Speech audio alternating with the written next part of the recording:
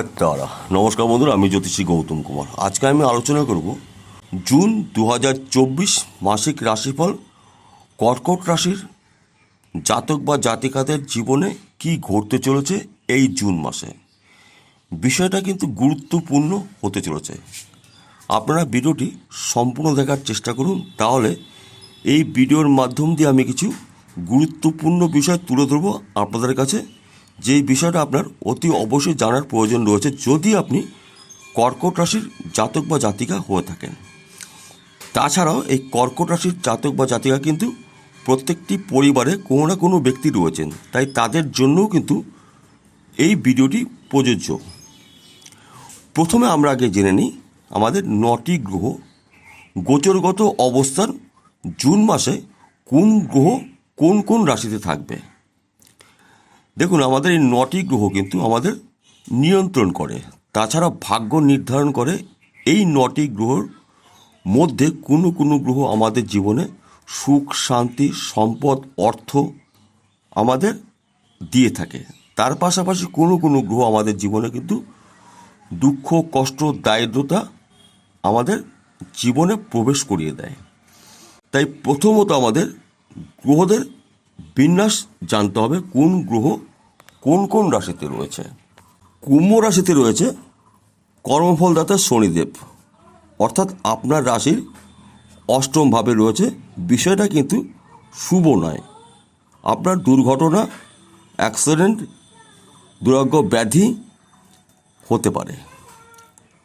তাছাড়াও বৃষ রাশিতে রয়েছে 4টি গ্রহ, অতি শক্তিশালী, আপনার জন্য শুভ।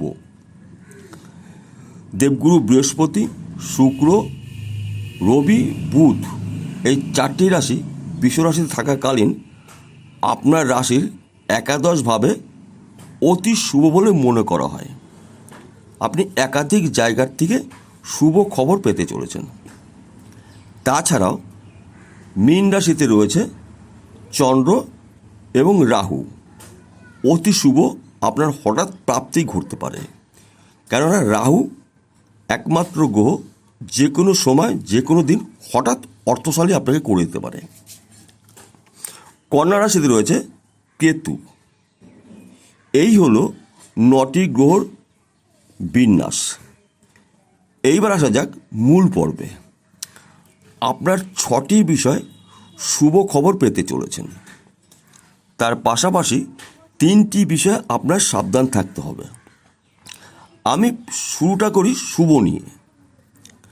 আপনার শরীর, স্বাস্থ্য, মন, মানসিকতা ভালো থাকবে। তাছাড়া আপনার বিদেশ থেকে অর্থ আসার সম্ভাবনা দেখতে পাওয়া যাচ্ছে। অর্থাৎ আপনি যদি বিদেশে যাওয়ার প্রচেষ্টা করেছিলেন কোনো এক সময়, আপনি যেতে পারেননি, এই জুন মাসটা কিন্তু আপনার জন্য স্বপ্ন পূরণ করার মাস হতে চলেছে। কিংবা যারা বিদেশে রয়েছেন তারা কিন্তু স্বপ্ন পূরণ করার জন্য আপনার দেশে আপনি ফিরতে চলেছেন। অর্থাৎ আপনার মধ্যে পরিবর্তন দেখতে পাওয়া যাবে, জায়গা চেঞ্জ। তাছাড়া আপনি যদি ব্যবসা করেন, আপনার ব্যবসা কিন্তু পরিবর্তন হতে পারে, অর্থাৎ ব্যবসা চেঞ্জ করতে পারেন। কিংবা আপনি যদি চাকরির প্রচেষ্টা করেছিলেন, চাকরি আপনি পাননি, এখন পর্যন্ত চাকরি পেতে পারেন। কেননা আপনার একাদশভাবে চতুর্গ্রহী রাজযোগ সৃষ্টি হয়েছে, খুব শক্তিশালী।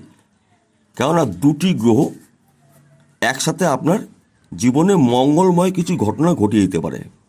তাছাড়া রবি, বুধ আপনার ভাগ্য সহায় রয়েছে।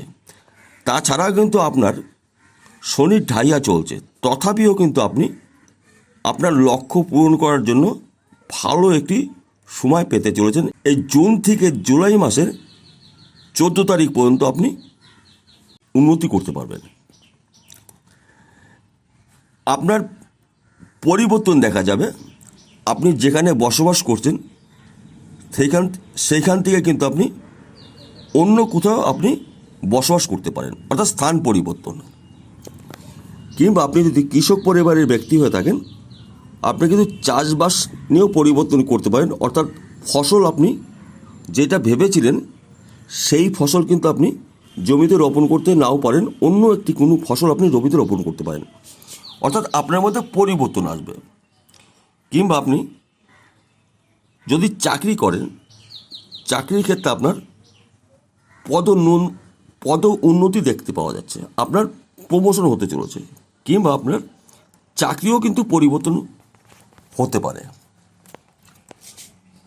এই বিষয়গুলো কিন্তু আপনার মনে রাখতে হবে। তাছাড়াও বিশেষ করে আপনি 3টি বিষয়ে সাবধান আপনার হতেই হবে। কেননা আপনার রাশিতে কিন্তু কিছু শুভ আছে, কিছু অশুভ আছে। তাই অশুভ বিষয়টা এবার তুলে ধরছি।